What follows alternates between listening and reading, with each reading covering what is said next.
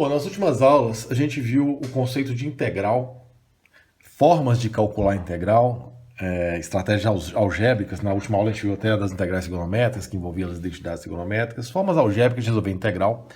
Vimos o significado geométrico da integral, que está associado à área líquida sobre uma curva num determinado intervalo. Vimos o que significa isso do ponto de vista físico, muito brevemente, né, usando a ideia de que se eu tenho uma função posição por tempo, a velocidade me dá a taxa de variação da posição pelo tempo, que nesse exemplo aqui tem um nome chamado velocidade. E por causa disso, né, se você integra a velocidade em determinados limites, intervalo de integração, isso aqui vai dar a antiderivada dessa função, que é justamente a posição no intervalo superior menos a posição no limite inferior da integração, que me dá o deslocamento. Então a gente falou isso aqui muito brevemente, fez alguns exemplos, na lista de exercícios tem alguns exemplos desse tipo, mas não refletimos muito bem a relação disso com a integral do ponto de vista geométrico.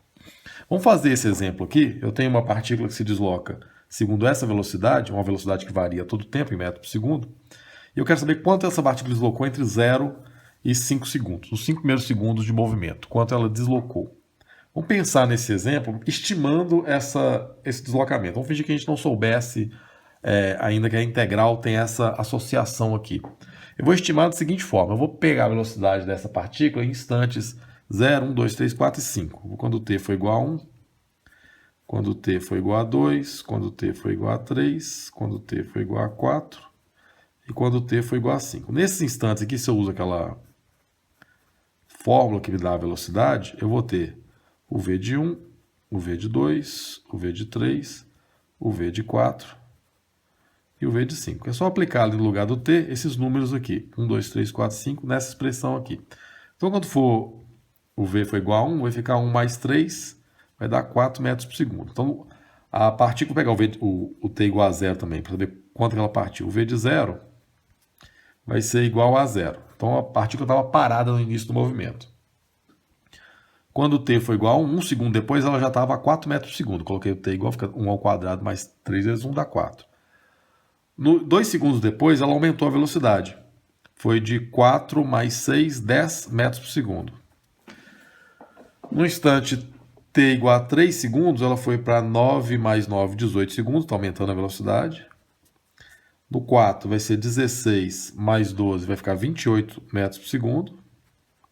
E no 5 vai ficar 25 mais 15, que vai dar 40 metros por segundo. Então esse aqui é um movimento em que a partícula começou parada e começou a aumentar a velocidade indefinidamente. Ela só andou para frente nesse sentido. Se eu quisesse estimar qual foi o deslocamento dessa partícula, eu podia usar essas velocidades aqui nesses instantes fixos. Porque eu sei que se ela andou 1 segundo a uma taxa de 4 metros, vamos supor que logo no instante seguinte que ela começou, ela já foi para 4 metros por segundo e manteve a 4 metros por segundo até o instante 1 segundo. Então ela andou 1 segundo a 4 metros por segundo, vamos fazer essa hipótese. Ela passou de 1 segundo, ela automaticamente, vamos supor que isso fosse possível, ela foi para 10 metros por segundo e andou durante 1 segundo a 10 metros por segundo. Vamos supor que na hora que passou exatamente 2 segundos do deslocamento, ela aumentou a velocidade de 10 para 18 e andou mais 1 segundo a 18 metros por segundo. Nesse instante aqui, ela aumenta a velocidade para 28 e andou mais 1 segundo a 28 metros por segundo. E no último ponto do deslocamento aqui, ela andou durante 1 segundo a 40 metros por segundo. Eu posso estimar o quanto ela andou durante todo esse processo. Como é que eu estimo isso? Ora, eu sei que a velocidade é igual a distância sobre tempo, pensando que essa velocidade ficou constante durante todo aquele momento. Está saindo aí, tá. É igual a distância sobre tempo. Vamos supor que essa velocidade ficou constante, ou seja, a distância que ela percorreu vai ser a velocidade vezes o tempo. Então, no instante de 0 até 1 segundo,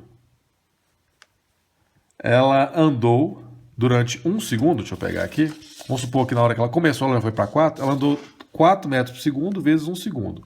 Então, ela andou 4 metros. No instante 1 até o instante 2, do instante 1 até o instante 2, vamos supor que na hora que passou de 1 segundo, ela foi automaticamente para 10 metros por segundo, e andou durante 1 segundo a 10. Então vai ser 10 vezes 1, então ela vai dar 10 metros. Do instante 2 ao instante 3, a distância, ela andou durante 1 segundo a 18, então vai ser 18 vezes 1 segundo, que vai dar 18 metros. Do instante 3 até o instante 4, ela andou, supondo que ela passou para 28 metros por segundo durante 1 segundo, então ela andou 28 metros. Estou fazendo aqui com contas com números simples, só para a gente fazer a exemplificação. E no último pedaço, que é de 4 a 5 segundos, a partícula andou, ela passou para 40 metros por segundo e foi até o final. Então ela andou a 40 metros por segundo durante esse último segundo do deslocamento. Então ela andou 40 metros. Desse modo, somando aqui tudo que ela andou nesse intervalo, por essa hipótese nossa, daria 100 metros por segundo. Daria 100 metros, desculpe, a distância. Nessa hipótese que a gente criou aqui, da partícula estar instantaneamente, na hora que passa, em cada segundo, aumentando a velocidade, e ficando com essa velocidade aqui durante esse intervalo aqui de tempo, nessa hipótese a partícula teria andado mais ou menos ali 100 metros, se isso ocorreu. Se não teve grandes variações de velocidade entre os intervalos de tempo, são intervalos bem curtinhos, mas são intervalos que a partícula em tese pode mudar de velocidade, supondo que não teve grande variação ali, essa partícula deve ter andado mais ou menos 100 metros por segundo. Essa nossa hipótese aqui do ponto de vista gráfico, olha o que a gente está fazendo. Eu vou esboçar aqui o gráfico da função velocidade por tempo. A velocidade por tempo aqui, eu tenho que V de t é igual a T2 mais T3. Isso aqui é uma parábola com a gravidade para cima. Deixa eu ver quando isso aqui vai dar zero. Isso aqui vai dar zero, colocando t em evidência, t mais 3, igual a zero. Isso aqui vai dar zero quando t for zero, ou quando t for menos 3. T for menos 3. Tá, então é uma parábola com gravidade para cima. Parábola com gravidade para cima. Que corta aqui no menos 3 e no zero. Então o outro eixo está aqui assim. Tem aqui o eixo da velocidade pelo tempo. O que eu fiz aqui foi o seguinte, foi pegar intervalos de 1 em 1 segundo,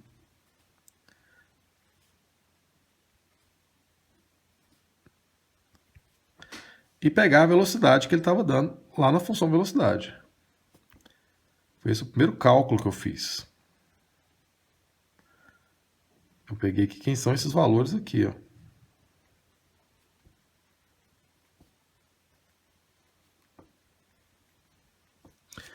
Quem são esses valores aqui? Quando eu apliquei o t igual a zero na função, deu zero, esse pontinho aqui. Eu apliquei o t igual a 1, deu 4. Tá aqui. O t igual a 2 deu 10. O t igual a 3 deu 18. Então, t igual a 2 deu 10. T igual a 3 deu 18. O t igual a 4 deu 28. E o último aqui deu 40. Foi isso que eu fiz quando eu fiz esses cálculos aqui para estimar a velocidade. E quando eu fui estimar a distância percorrida, que foi esse 4 vezes 1, 10 vezes 1, 18 vezes 1, 28 vezes 1, 40 vezes 1, eu posso associar isso à área desses retângulos aqui, ó. Em que o primeiro retângulo foi 1 segundo que ela andou entre 0 e 1, ela andou entre 0 e 1, 1 segundo a 4 metros por segundo. Então, eu posso associar a área desse retângulo aqui. Então, essa estimativa do quanto andou, que é o 4 vezes 1, está associado à área desse retângulo, que tem base 1 e altura 4. O segundo intervalo de tempo, de 1 a 2,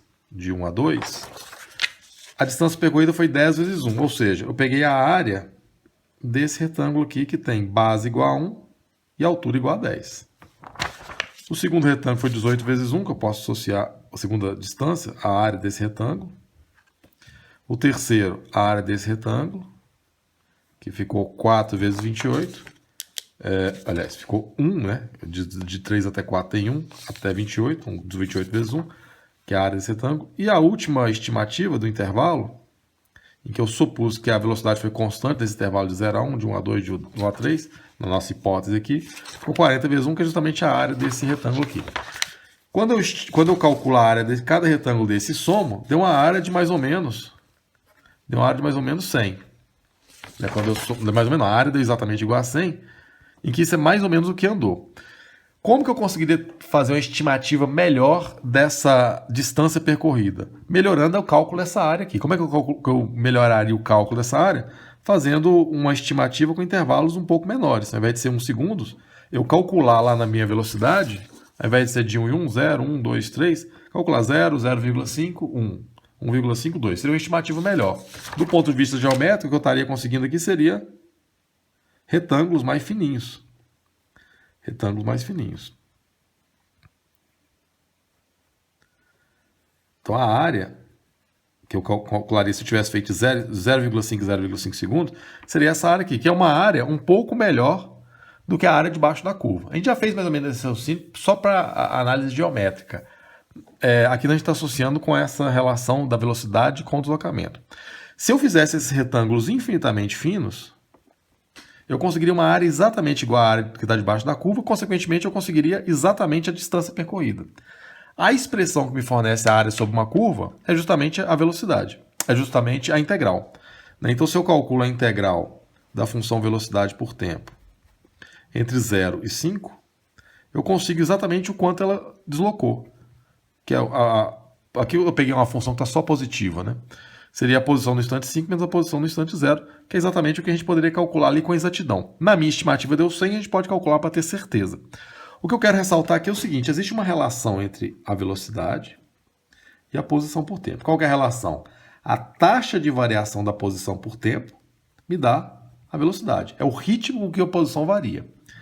Quando eu integro a taxa de variação, o que eu estou integrando é o seguinte, eu estou integrando todas as variações que ocorreram com a velocidade específica. E isso está me fornecendo exatamente o quê? A antiderivada dessa função. Ou seja, existe uma relação entre a taxa de variação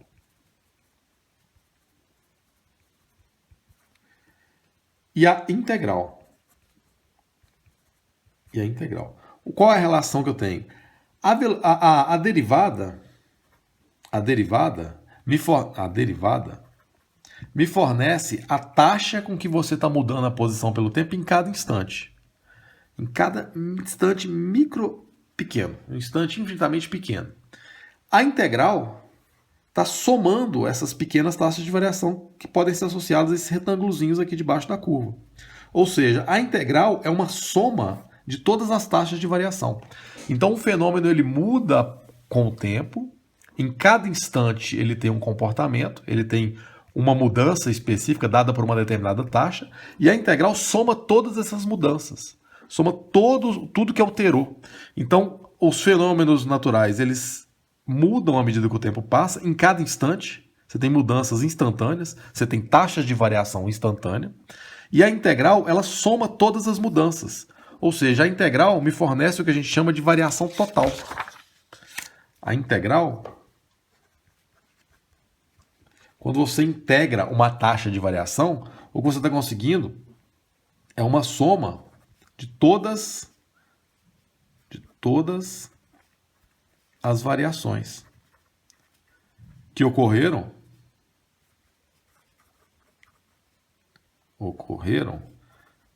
segundo uma taxa em cada instante. Resumindo isso aqui, a integral me fornece o que a gente chama de variação total de um fenômeno. Então, se eu tenho uma função posição por tempo, se eu derivo ela, eu consigo a taxa de variação da posição pelo tempo, em cada instante. Então, em cada instante, por exemplo, numa partícula do exemplo anterior, ela muda a sua posição a um determinado ritmo, a uma determinada taxa. Se eu integro a função que me dá as taxas de variação, o que eu consigo é o quanto ela variou segundo essa taxa de variação, de um determinado intervalo de A até B. Então, quando a integral, que é esse símbolo de S, que é um símbolo de soma, a gente viu de onde sai isso, né, que é daquela soma infinita do limite, né? É o limite de uma soma infinita. É com n tendendo ao infinito. A gente viu lá na soma de Riemann, né, que a integral nada mais é do que uma soma infinita, que a gente simboliza com esse S esticado. Então, se eu tenho um fenômeno que varia segundo uma taxa de variação em cada instante, esse fenômeno muda a uma determinada taxa que você consegue controlar por essa função. Se você integra essa taxa de variação, o que você está fazendo é somar todas as variações. Ou o que você está conseguindo é a variação total do fenômeno. Deixa eu dar alguns exemplos específicos para a gente poder concretizar melhor esse conceito. Por exemplo, se eu tenho uma função que me fornece a população, o número de indivíduos, à medida que o tempo passa. tem lá uma determinada população, cheia de bactérias, seja de pessoas, seja do que seja, em que o número de indivíduos é dado por uma determinada função. Se eu derivo essa função, eu consigo a taxa de variação ou ritmo de mudança do número de indivíduos, que a gente chama de crescimento populacional ou decrescimento se estiver crescendo. Né? O crescimento ou decrescimento se estiver decrescendo. Decrescimento populacional.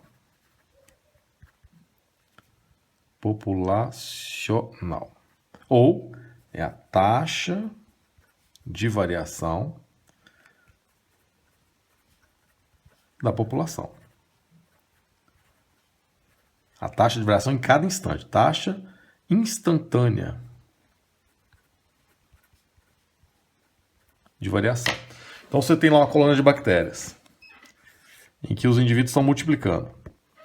Se você tem uma função que fornece exatamente o número de indivíduos, e você deriva ela, o que você consegue? Você consegue o ritmo de crescimento, que não precisa ser constante, né? Pode ser que em determinado momento ela esteja adquirindo mais indivíduos mais rapidamente, depois estabiliza, depois decresce, depois cresce de novo. Ou seja, se você deriva, você consegue uma nova função que te fornece o ritmo de crescimento ou decrescimento daquela população em determinado instante. Então, em cada instante vai ter um ritmo diferente. Em alguns momentos vai estar crescendo mais acentuadamente, em alguns momentos vai estar crescendo menos acentuadamente, em alguns momentos vai ficar estável.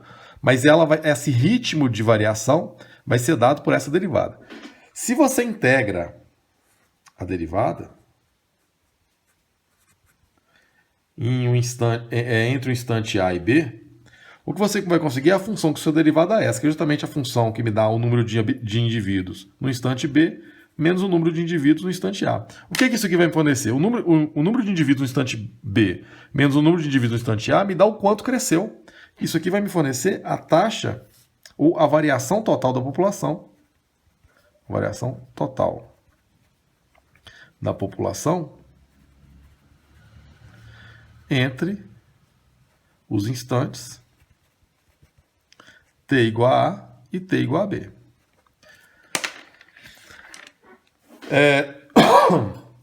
Então eu tenho uma função que me fornece, repetindo aqui, o número de indivíduos numa determinada população, pode ser colônia de bactéria, pode ser indivíduos num país, pode ser o que quer que seja o número de indivíduos em determinado momento. Então você quer saber quantos indivíduos tem lá depois de 5 horas. Você põe o T igual a 5 e verifica quantos indivíduos tem por essa função.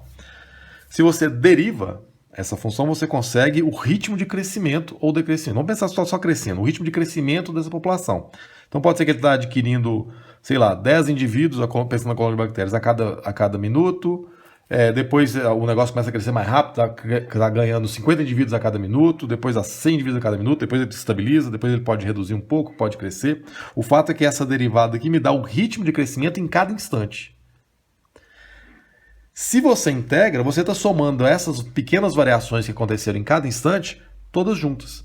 Ou seja, você está sabendo o que aconteceu num determinado intervalo de tempo. Você está somando as taxas de variação instantânea. Você está somando as variações instantâneas. Né? Então, um fenômeno varia com o tempo. A cada instante ele tem um ritmo de mudança diferente, que é fornecido pela derivada, pela taxa de variação instantânea do N em função do T nesse exemplo nosso aqui. Se você integra, você está somando todas as variações. Ou você está conseguindo a variação total, no caso aqui, da população de indivíduos. Tem infinitos exemplos que a gente pode dar em física, que vocês vão, dependendo do curso de vocês vão ver isso aplicado em conceitos diferentes. Mas o fato é o seguinte, a derivada me fornece a taxa de variação instantânea, em cada instante, e a integral soma as variações em todos os instantes. A integral me dá a variação total. É a soma de tudo que variou num determinado intervalo de tempo. É isso que eu queria reforçar aqui, e esse é o significado físico da integral. É por isso que ela está presente em todo o curso científico. Por quê? A ciência, se a gente fosse criar um conceito assim muito precário, mas que é verdadeiro, a ciência seria uma forma de você ter controle sobre a mudança. Né? Você ter uma matematização sobre aquilo que muda. Aí, dependendo da área científica, você vai ter um fenômeno diferente. Na área de elétrica vai ter um conceito específico, na área de engenharia civil vai ter outro conceito, na área de química, na área de física, e por aí vai. Na área de contabilidade, você tem variações também com o tempo. Então, se você consegue controlar a variação, você consegue, com a derivada, ter um controle matemático da variação e com a integral saber o quanto, o resultado dessa variação num determinado intervalo de tempo. Então você consegue ter uma previsibilidade matemática sobre as mudanças que acontecem no mundo físico. Então, do ponto de vista físico, é isso que significa a integral e é isso que é importante ter em mente na hora de for aplicar o conceito integral. Porque a gente vai ver muita técnica de integração, que é um monte de algebrismo, né? No fundo é isso, um monte de algebrismo para poder achar a antiderivada, achar a integral indefinida, como a gente passou a chamar a partir da última aula. E não pode esquecer que isso tem um significado. Então, por que a gente está aprendendo isso? Isso vai ser aplicado em conceitos físicos muito específicos no curso de vocês, e é bom dominar esse conceito físico e saber o que ele significa de fato. Vamos fazer um exemplo aí. Os dois exemplos que a gente viu anteriormente, o do número de indivíduos, população pelo tempo, e a da velocidade por tempo, posição pelo tempo, eles têm uma particularidade que é o seguinte, que a derivada das funções tem um nome específico. Né? A função que fornece a taxa de variação da posição pelo tempo tem um nome, a velocidade. Esse é o conceito de velocidade. Uma função que me fornece a taxa de variação do número de indivíduos pelo tempo tem um nome, é chamado de crescimento populacional. Mas isso nem sempre é assim. Nem sempre a taxa de variação vai ter um nome específico, vai ser um novo conceito com um nome próprio. Se você tem uma função que te fornece a temperatura de um objeto à medida que o tempo passa, se você deriva ele, você consegue a taxa de variação da temperatura. Mas isso não tem pelo menos não que eu saiba, que tem um nome específico que me fornece taxa de variação da temperatura, que é o caso aqui desse exemplo. Então, não necessariamente vai ter um nome específico a função que fornece a taxa de variação. Ele só está dizendo o seguinte, tem uma água que está fluindo de um tanque. É um tanque, não sei qual que é o formato dele, vou visualizar aqui, e você tem uma água fluindo dele. E essa água está fluindo em um determinado ritmo. Qual o ritmo? De 200 menos 4t. Isso não tem um nome. Isso aqui é uma função que fornece a taxa de variação da água, a taxa com que a água está saindo de lá. A cada minuto, ela perde isso aqui de litros. Então, percebe que vai perdendo, né? O t vai aumentar esse valor aqui, vai ficar 200 menos t. Então, quando t é zero, esse tanque deve ter 200 litros. Né? Não falou aqui, mas deve ter 200 litros. E esse T só funciona assim de 0 a 50. Então, eu imagino que ela vai esvaziar. Depois de 50 minutos, esse tanque esvazia. E ao longo, perceba que quando você tem mais água no tanque, a força, né, o peso da água ali vai forçando para sair no buraquinho aqui que está vazando a água. No começo sai mais água do que no final. Né? Quando tem menos água, né, começa a escorrer mais devagar. Isso vai ser dado por esse ritmo aqui. O ritmo com que a água varia não é constante. Ele vai ser dado a cada minuto, vai variar segundo essa função. Então isso aqui é a derivada de uma outra função qualquer. Isso aqui me dá a taxa de variação. Essa aqui é a função que me dá a taxa, ele até falou que é a taxa que está escorrendo a água, né? A taxa de variação. Está perguntando o quê? Eu quero saber o quanto de água que escorre durante os 10 primeiros minutos. Ou seja, a quantidade total de água, a variação da água se dá por essa função. Eu quero saber o quanto de água que se perde, ou seja, a variação total de água durante os 10 primeiros minutos. Ou seja, o que está perguntando é o seguinte, calcule tudo que mudou de água, segundo essa taxa, entre 0 e 10. É isso que está sendo perguntado no exercício. Então, a água varia em cada instante a partir, seguindo essa função. Eu quero saber o que isso provoca do ponto de vista da perda de água nos 10 primeiros segundos. Eu quero saber todas as variações de 0 até 10. Então, traduzindo esse exercício aqui para o conceito matemático, eu estou querendo saber o seguinte, a integral, o somatório de toda a variação entre 0 e 10. Então, eu quero saber a integral dessa função aqui entre 0 e 10. Então, é uma questão fácil do ponto de vista matemático. Então, isso aqui vai ser a integral de 0 a 10 da função, que é 200 menos 4t dt.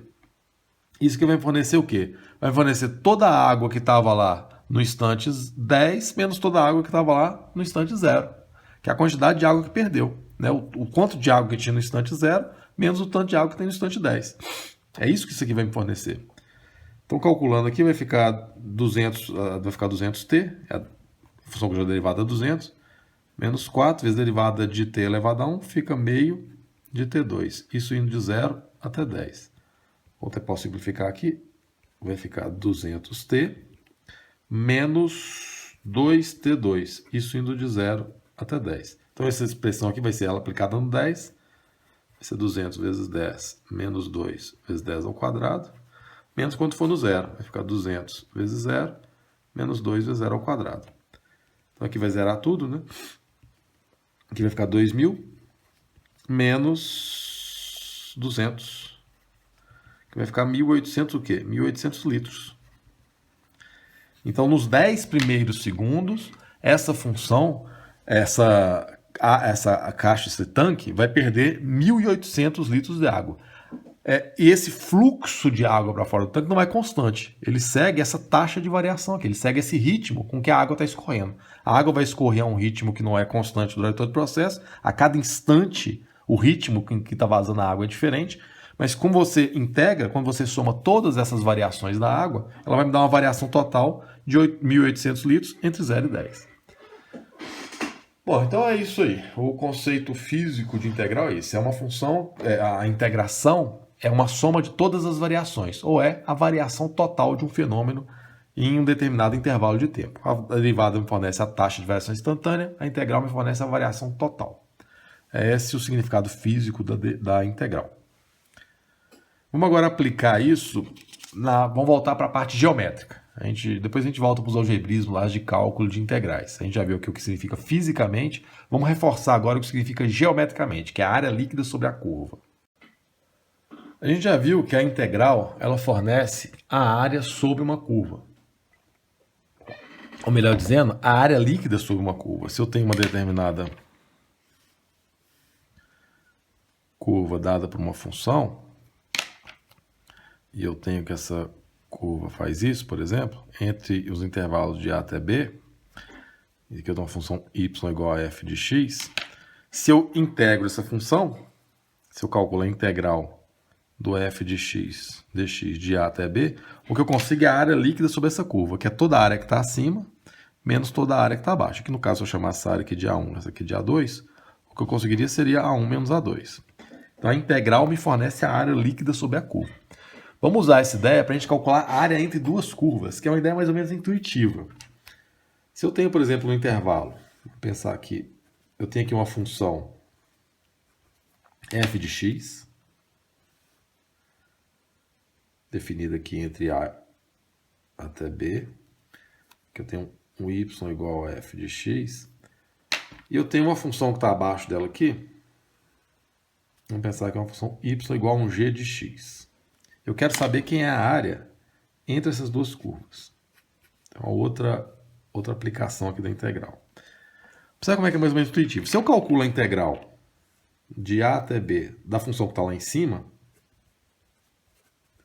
o que eu consigo é a área sobre a curva até aqui embaixo. Né? Eu consigo essa área aqui, ó, até lá embaixo. A projeção no eixo x. Vamos pensar nas funções positivas, mas depois a gente olha para os outros casos. Se eu integro a função de A até B do g de x, que está embaixo, eu consigo a área sobre essa curva aqui, ó. Essa área aqui. Então, é mais ou menos intuitivo o que eu quero. Eu quero a área entre as duas curvas. Se eu calculo a integral de A até B de f de x, eu consigo essa área aqui toda. Se eu calculo a de g, eu consigo essa área aqui. Então, essa área do meio vai ser o quê? Vai ser a área maior menos a área menor, vai sobrar exatamente isso. Ou seja, se eu subtrair essas duas integrais, que eu posso juntar numa integral só, se eu subtraio a integração da função que está acima menos a função que está abaixo, eu consigo exatamente essa área aqui, que está entre as duas curvas, que vai ser a área maior menos a área menor, que vai sobrar exatamente isso. Então, se você calcula a integral da função que está em cima menos a função que está embaixo num determinado intervalo, o que você está conseguindo é a área entre aquelas duas curvas. E percebam que isso não vai fazer diferença se as funções estão todas acima ou estão todas abaixo. Isso aqui, no caso da área entre curva, vai compensar. Por exemplo, se eu tenho aqui, ó, vamos pensar que eu tenho uma função f de x que está acima de A até B. Eu tenho aqui uma função g de x que está lá abaixo. Só que agora ela passou para a parte negativa do eixo. Se eu calculo a integral de f de x dx, f de x dx de A até B, o que eu estou conseguindo é essa área aqui, ó. Se eu calculo a integral de g de x, dx, de a até b, o que eu vou conseguir em módulo é essa área aqui. Só que como ela está abaixo do x, ela vai vir negativa. Então, vou chamar essa área aqui de cima de A1 e essa área aqui de baixo de A2. Então, essa integral aqui vai me fornecer A1 e essa integral aqui vai me fornecer menos A2. Vai ser em módulo a área, só que ela vai parecer negativa por quê? Porque ela está abaixo do eixo x, como a gente já viu no conceito de área líquida. Se eu subtraio isso, olha o que eu vou conseguir. Eu vou conseguir A1 menos A2, que é igual a A1 mais A2, que é justamente a área das duas curvas. Então, o fato de ter uma função lá embaixo, se tivesse as duas lá embaixo, também esse sinal ia se compensar, não muda aquele resultado. Se eu quero saber uma área entre duas curvas, basta eu integrar a função que está mais acima, ou que está mais positiva, fica mais preciso, menos a função que está mais abaixo, ou mais negativa, naquele intervalo, num determinado intervalo. Então, essa aqui é a forma de você encontrar a área entre duas curvas.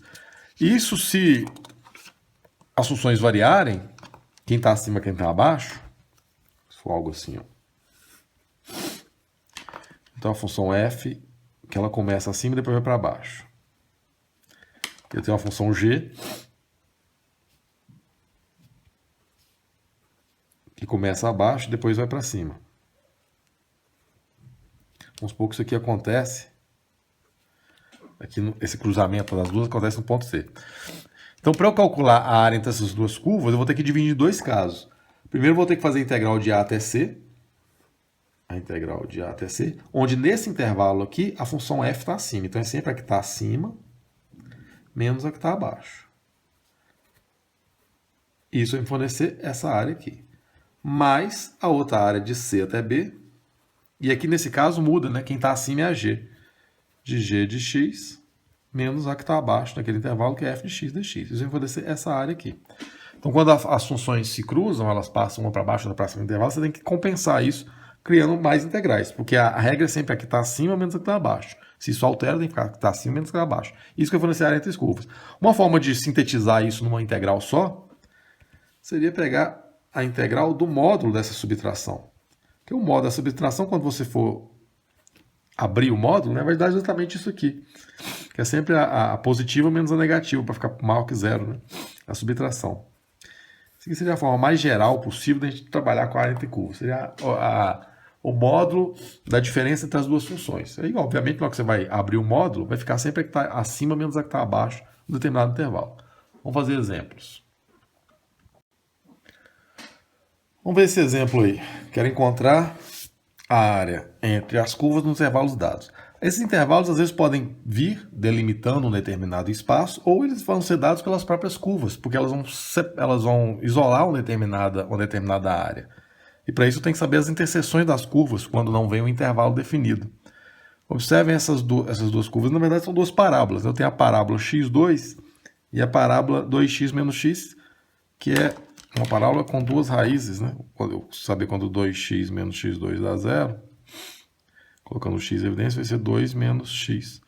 Então, ela vai dar zero no x igual a zero. Esse aqui vai ser igual a zero. No x igual a zero ou no x igual a 2. Então, eu tenho uma parábola com cavidade para cima que só corta no zero. É aquela parábola mais simples possível. É uma parábola que corta nos pontos 0 e 2 com cavidade para baixo. Então, eu tenho duas parábolas da seguinte forma. Eu tenho uma parábola assim,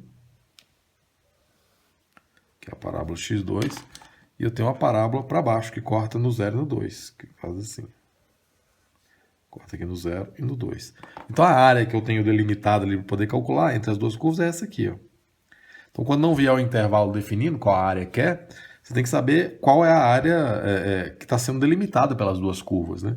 Aqui a única área é essa área entre 0 e 2, esse pedacinho aqui, ó, entre as duas parábolas. Então, eu vou calcular, para encontrar essa área determinada, a área que eu estou procurando entre as duas curvas, vai ser a integral da função que está acima, nesse intervalo aqui, tem que ser dentro do intervalo, né? Nesse intervalo de 0 até esse ponto aqui que eu ainda vou calcular, a função que está acima é essa aqui, ó, é essa curva. Então, vai ser a função que está acima, menos a função que está abaixo, que no caso aqui desse intervalo, entre 0 e esse ponto que eu vou calcular, é x2, dx, eu preciso calcular o intervalo. Vai ser de 0 até isso aqui. Como é que eu vou calcular esse intervalo? Sabendo a interseção das duas curvas. Como é que eu calculo a interseção de duas curvas? É igual às duas curvas. Eu preciso achar onde o x2 é igual ao 2x menos x2. Ou passando para o lado de lá, onde o 2x2 menos 2x, né? Passei isso para cá, ficou 2x2 menos 2x é igual a 0. Coloco o 2x em evidência. Vai ficar igual a x menos 1, igual a 0. Então ela se intercepta no x igual a 0, que é o que zera esse termo aqui, e no x igual a 1. Então ela intercepta no 0 e no 1. Então a área entre as duas curvas vai ser a integral de 0 até 1, de 0 até 1, da função que está acima dentro do intervalo que está delimitado, que no caso é essa aqui, 2x menos x2, menos a função que está abaixo dentro do intervalo, que no caso aqui é x2. Então essa aqui é a integral que vai me fornecer a área entre as duas curvas. Calculando aqui, vai ficar a integral de 0 até 1. Deixa eu melhorar aqui dentro. Vai ficar 2x menos 2x2 dx. Então essa integral vai fornecer a área entre as curvas. Vai ficar igual a 2 vezes integral de x, a função que sou derivada da x é meio de x2, menos 2 vezes do x2, vai ficar 1/3 de x3, isso indo de 0 até 1. Eu ainda posso, antes de aplicar aqui o intervalo de integração, vai ficar x2 menos 2/3 de x3, indo de 0 até 1. Vou colocar para cá. Então vai ficar primeiro quando o x for 1, então vai ficar 1 ao quadrado menos 2/3 de 1 ao cubo, menos quando for 0. Vai zerar, né? 0 ao quadrado, 2/3 de 0 ao cubo. Esse termo aqui vai zerar. Vai sobrar só esse aqui, que vai ficar 1 menos 2/3, que é igual a 1/3. Não é isso? 3 menos 2, 1/3. Então a área entre essas duas curvas, essa área aqui, mede exatamente 1/3. Percebam que a integral definida por si só, ela pode dar negativa, né? Se uma integral definida dá negativa, o que ela está dizendo? Bom, que está dizendo que a área sobre a curva, no determinado intervalo que você está calculando, tem mais área abaixo do que acima. Você calculou uma situação dessa, uma integral de A até B aqui, vai me dar a área líquida, que vai ser toda a área que está acima e toda a área que está abaixo. Então a integral definida pode dar negativa. Só significa que tem mais área abaixo da curva do que acima no intervalo. A área entre curvas, não. A área entre curvas, se deu negativa, é porque você montou ela errado. A área entre curvas vai ser sempre um valor positivo, porque é uma área específica. Não tem área negativa. Quando a gente fala assim, a área ficou negativa, não é bem a área ficou negativa, né? É que me deu um valor em módulo da área, mas como a função está abaixo do eixo x, o valor aparece negativo. A área entre curvas sempre vai dar um valor positivo. Sempre vai dar um valor maior que 0, porque ela é exatamente uma área debaixo de entre duas curvas. Vou fazer mais um exemplo. Eu quero calcular a área entre essas quatro expressões aí. Y igual a seno de x, que é a senoide, o E de x, que a gente já viu. O x igual a 0, que é o eixo vertical em cima do x igual a 0, que é o eixo y, né? E x igual a π sobre 2, que é o eixo vertical no π sobre 2. Então tem que saber aqui quem são essas curvas. O E de x é aquela função que faz isso, aqui no 1, né? Corta aqui no 1. A função seno de x é aquela que dá no máximo 1. Tem um valorzinho aqui. Então, esse aqui é o E de x. A seno de x é aquela que começa aqui no 0, 0. Como eu quero x igual a 0, é essa reta aqui, ó. Essa aqui é o x igual a 0. É o eixo y. O E de x é essa. O seno de x é aquela que começa aqui, vai até ali e volta. Essa aqui é a senoide. Seno de x. E o x igual a π sobre 2, quando o seno dá π sobre 2, dá 1, né? Quando o x dá π sobre 2, o seno dá 1. Então é exatamente esse ponto aqui, o primeiro máximo da função seno. Então a função π sobre 2, x igual a π sobre 2, é essa reta aqui, ó. X igual a π sobre 2. Então qual a área que eu estou calculando? É essa. A única área que está compreendida, né, que está presa entre as quatro, é aquela que está acima, está aqui o E de x, abaixo está a senoide, que continua aqui, mas eu comecei do 0, 0. O x igual a 0 e o x igual a π sobre 2. Então é essa área aqui, ó, que eu quero calcular. Uma área entre o E e o seno de x nesse intervalo. Quem que vai ser a integral que vai me dar essa área? Vai ser a integral de 0 até π sobre 2, da função que está acima no intervalo, que no caso é o E de x, menos a função que está abaixo no intervalo, que no caso é o seno de x. Então essa é a integral que fornece a área entre essas duas curvas desse intervalo aqui. Calculando, a integral do E de x é o próprio E de x, a integral do seno é cosseno, né? Isso de 0 até π sobre 2. Então vou aplicar aqui no intervalo. Vai ser primeiro quando o x for π sobre 2, então vai ficar e elevado a π sobre 2, menos cosseno de π sobre 2, menos quando for 0. E elevado a 0 menos cosseno de 0. Então vai ficar igual a... Tá saindo aí. E elevado a π sobre 2, tem que calcular o valor ali, menos cosseno de π sobre 2 é 0, menos E elevado a 0 é 1, menos cosseno de 0 é 1. Então aqui vai zerar.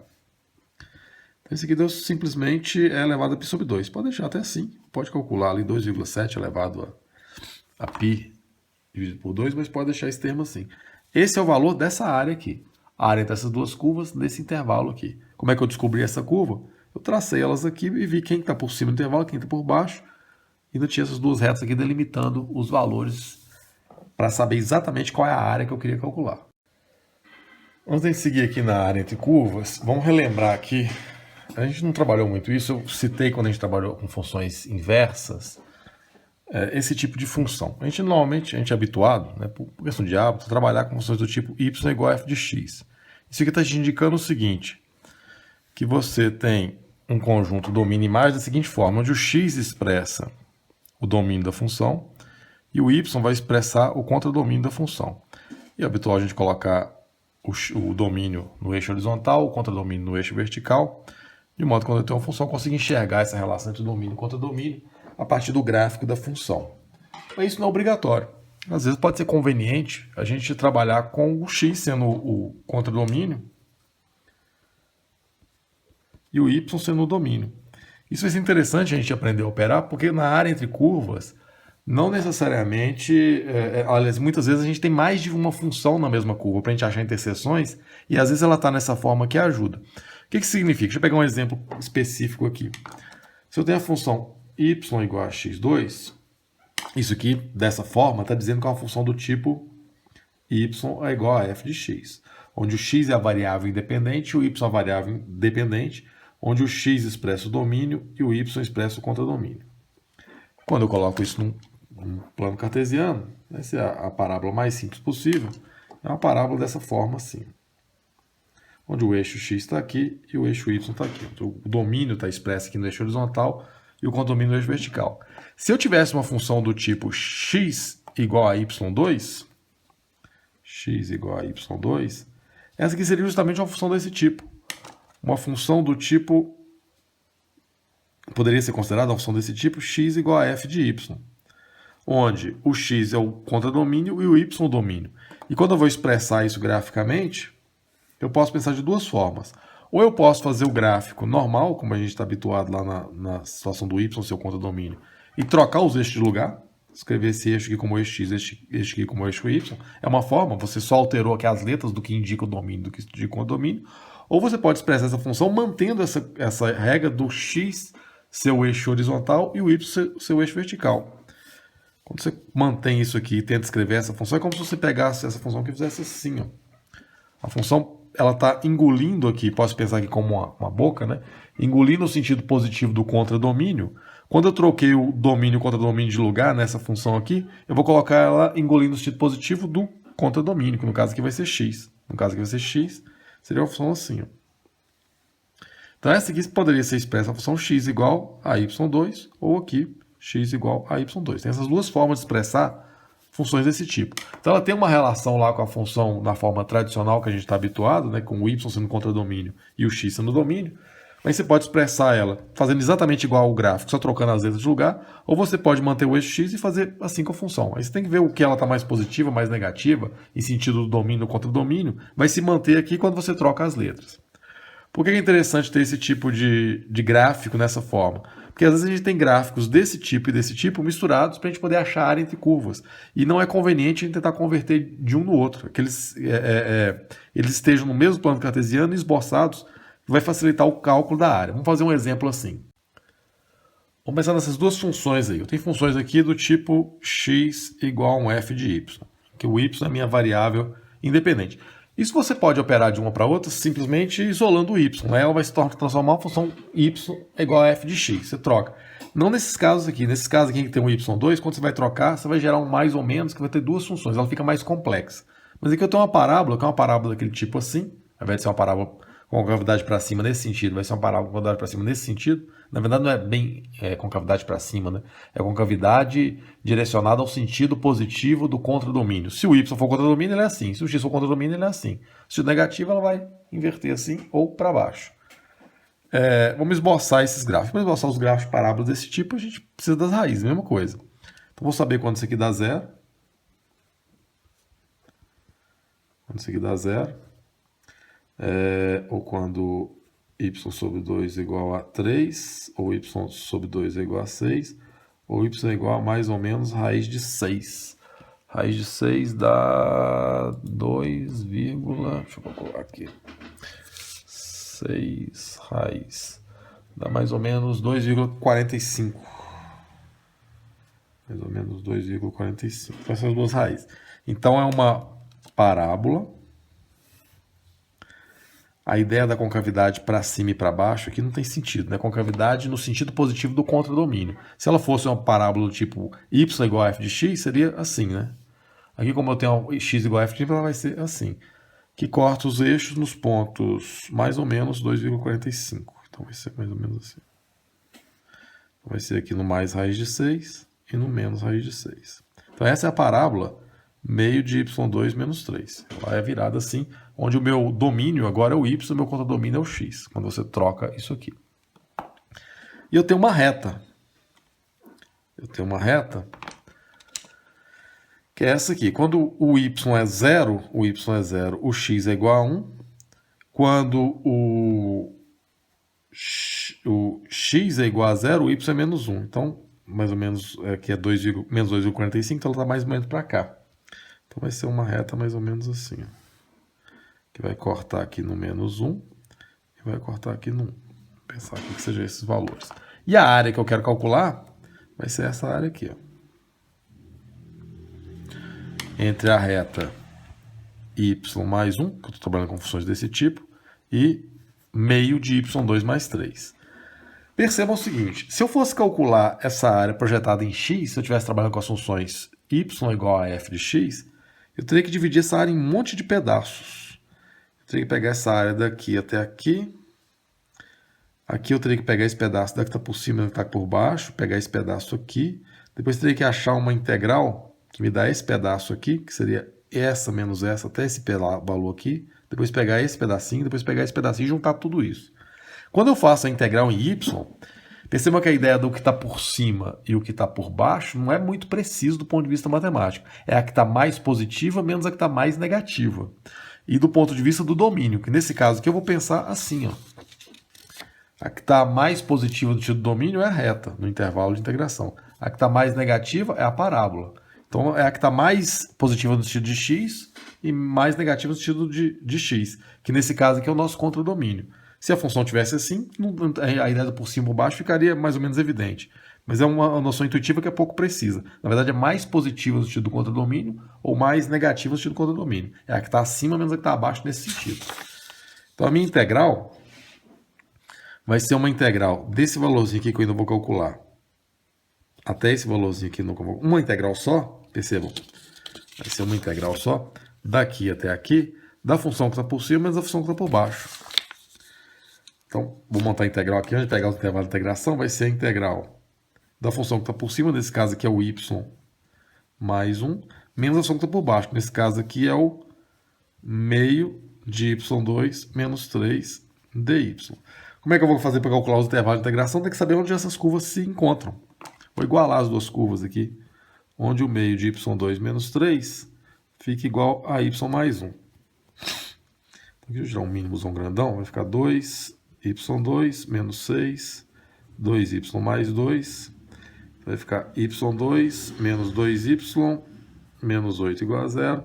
Delta vai ficar igual a 4 mais 32, 36. Y vai ficar igual a 2 mais ou menos 6 por 2.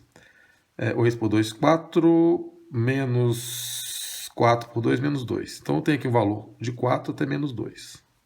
Então a integral vai ser a integral de menos 2 até 4, de menos 2 até 4, da função que está por cima, na ideia aqui, da bem por cima, que está mais positiva no sentido contra o domínio, menos a função que está mais por baixo. Então essa integral vai me fornecer essa curva aqui. Você calcula essa integral simples, né, de função potência, eu já fiz essa aqui. Esse aqui é um exemplo do Stuart. Isso aqui vai dar 18.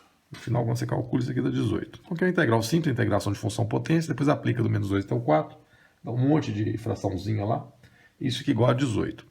Então, às vezes é conveniente você calcular a integral em y, por quê? Porque os intervalos de integração vão ficar muito mais simples, vai ficar mais fácil de você montar o cálculo da integral que me fornece a área entre as curvas.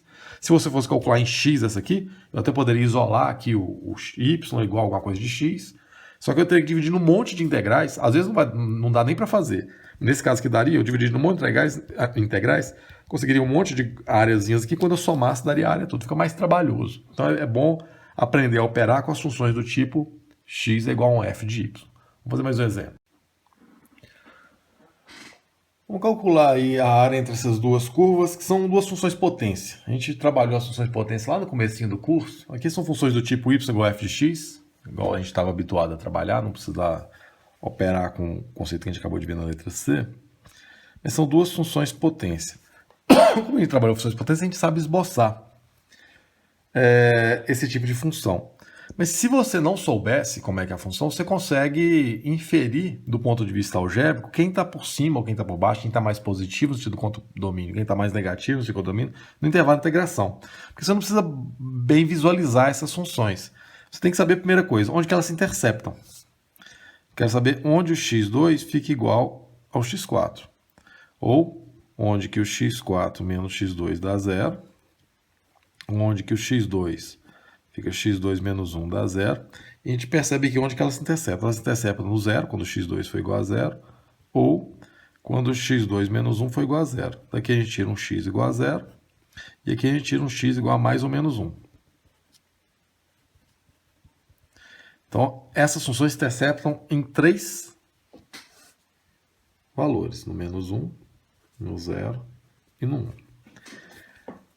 Entre o menos 1 e o 1, o que acontece do ponto de vista quantitativo? Observe, se eu tenho aqui a função x2 e a função x4, se eu vou substituir com valores entre menos 1 e 1, o que acontece? Quando eu coloco valores entre menos 1 e 1 nessa função, se eu pego uma fração qualquer, menos meio, mais meio, menos 1/4, mais 1/4, e substituo aqui, se eu elevo, por exemplo, vamos pegar aqui um exemplo de meio. Se eu levo meio ao quadrado, isso aqui vai dar 1/4. Se eu levo meio à quarta, isso aqui vai ficar 1 sobre 2 vezes 2, 4, vezes 2 vezes 16. 1 sobre 16. Percebem que os valores dessa função aqui, desse intervalo de menos 1 até 1, ela está acima do eixo? Ela está acima das funções x4? Toda fração que eu pegar entre menos 1 e 1 e aplicar no x2, ela vai ficar acima do que quando eu aplicar no x4. Porque as frações elevadas à quarta, elas dão um número menor do que as frações elevadas a 2. Então, eu já sei que nesse intervalo aqui, a integral, como ela se intercepta entre menos 1 e 1, vai ficar entre a integral de menos 1 até 1, da função que está acima desse intervalo, que vai ser a x2, menos a que está abaixo, que vai ser a x4 dx. Se você soubesse fazer o gráfico, essa análise fica mais simples, né? E a gente sabe fazer esse gráfico, é a função potência. A gente fez esses gráficos. Justamente a função que se intercepta no menos 1 e 1, onde a x2 seria uma função assim. E a x4, a gente viu que é uma função que está mais íngreme aqui antes do menos 1 e mais achatada perto dos eixos até o 1. E elas se interceptam sempre aqui no valor menos 1 e 1. Então a interseção do 0 está aqui, do menos 1 está aqui e do 1 está aqui. Então essa integral vai me fornecer essa área aqui, ó, entre a x2 e a x4. Essa área aqui. Que é justamente porque a integral de menos 1 até 1, da função que está por cima, que no caso aqui é a x2, menos a função que está por baixo, no caso desse intervalo aqui, é a x4. Então essa é a única área que está presa, né? Esses dois pedacinhos de área aqui, ó. Esses dois pedacinhos de área aqui, que estão presas pelas duas funções. E essa integral vai ser dada por essa expressão, que é uma integral simples, né? Integral de função potência, vai ficar 1/3 de x3 menos 1/5 de x5, não precisa do c, de menos 1 até 1. Eu até poderia pensar numa simetria aqui para poder calcular de forma mais simples. Percebam como essas duas funções são funções pares? Eu até poderia pegar duas vezes uma área dessas. Ao invés de eu calcular a integral de menos 1 até 1, eu poderia ter feito a integral de 0 a 1, multiplicada por 2. Se eu faço aqui duas vezes a integral de 0 a 1, eu consigo essas duas áreas, já que essas duas áreas aqui são simétricas em relação ao eixo y, já que são funções pares. Então eu faço duas vezes a integral de x2 menos x4, vai dar o mesmo resultado. Qual que é a vantagem? Só de fazer o cálculo, você vai, na hora de substituir vai ficar uma continha menor, né? Isso aqui também vai dar 1/3 de x3 menos 1/5 de x5, ao invés de ser de menos 1 até 1, de 0 até 1. Só que isso aqui é multiplicado por 2, né? Faltou 2 aqui. Multiplicado por 2. Seria uma outra forma de calcular. Deixa eu calcular essa aqui. Aqui o valor, então vai ficar duas vezes. Primeiro quando o x for 1. Então aqui que vai ter a vantagem de ter feito essa simetria. 1 ao cubo menos 1/5 de 1 à quinta. Menos quando for 0. Né? Foi só a vantagem de poder sumir com a expressão aqui. Vai ficar 1/3 de 0 ao cubo menos 1/5 de 0 à quinta. E esse termo aqui vai zerar. Vai ficar duas vezes 1/3 menos 1/5. Que vai ficar duas vezes 5 menos 3. Duas vezes 2 15avos, que vai ficar 4 15avos. Então a área entre essas duas curvas aqui, entre a função x4 e a função x2, vai dar 4 sobre 15. Esse é o tamanho daquela área em que o x2 está acima. Então, não necessariamente você precisa enxergar a curva, caso seja uma curva mais complexa. Mas você tem que saber onde elas se interceptam e você tem que saber quem está mais positivo e quem está mais negativo. Você pode pegar valores nos intervalos. Né? Se você sabe onde elas se interceptam, você pega um valor específico aqui, um valor específico, você vai ver que uma está acima da outra. Com valores você consegue definir quem é que está mais positiva, quem é que está mais negativa, como a gente fez aqui no caso da x2 e da x4. Aqui eu tenho a função 1 sobre x, 1 sobre x2 e o eixo e a reta x igual a 2. Então vamos supor que a gente não soubesse aqui. São duas funções que a gente consegue esboçar o gráfico. Vamos supor que a gente não soubesse aqui. Deixa eu saber, se eu procurar aqui onde que elas se interceptam. 1 sobre x dá igual a 1 sobre x2.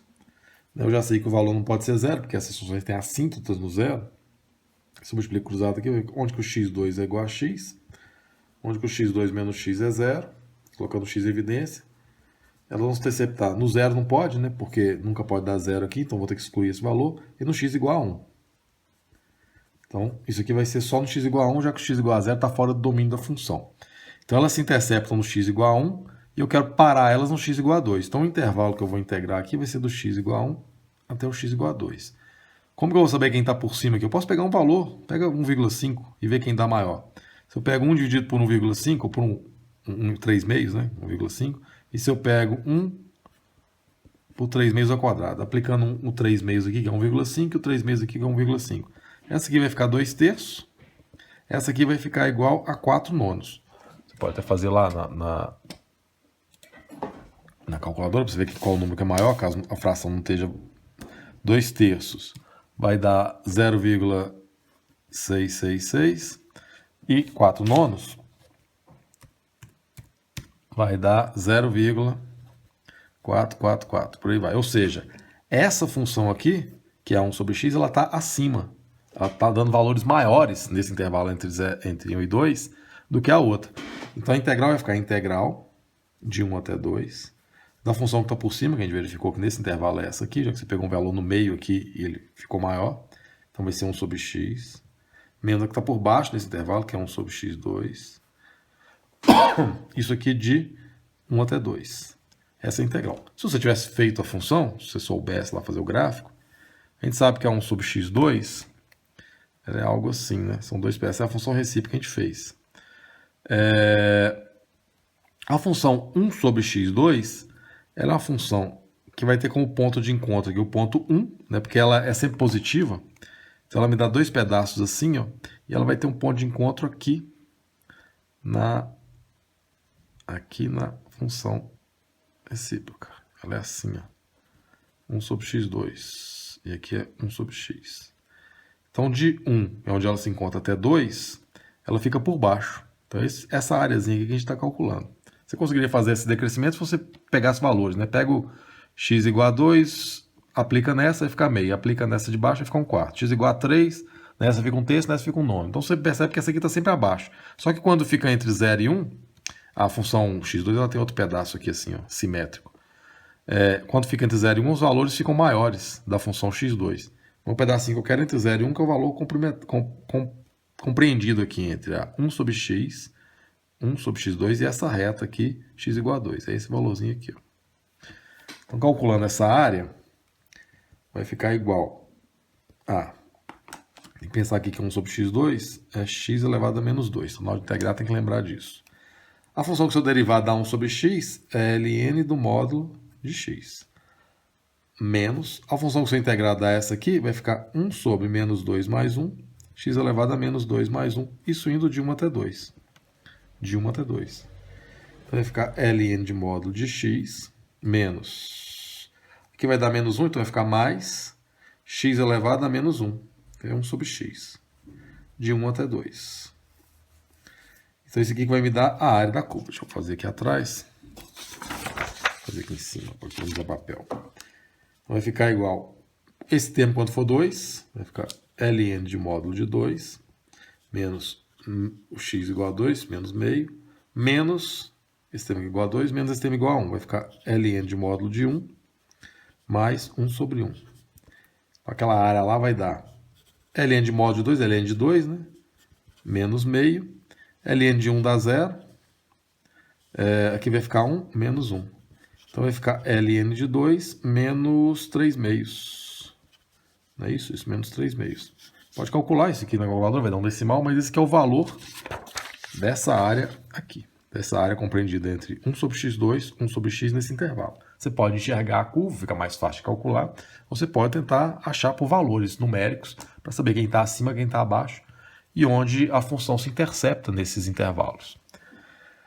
Bom, então a gente viu o conceito físico de integral, que me fornece a variação total de um fenômeno, é a soma de todas as variações instantâneas que são fornecidas pelo derivado, ou seja, quando você integra a derivada e você encontra a antiderivada, o que você está a antiderivada aplicada em dois intervalos, que é o significado lá da integral definida, o que você está conseguindo é a variação total de um fenômeno, a soma de todas as variações que aconteceram em um determinado intervalo.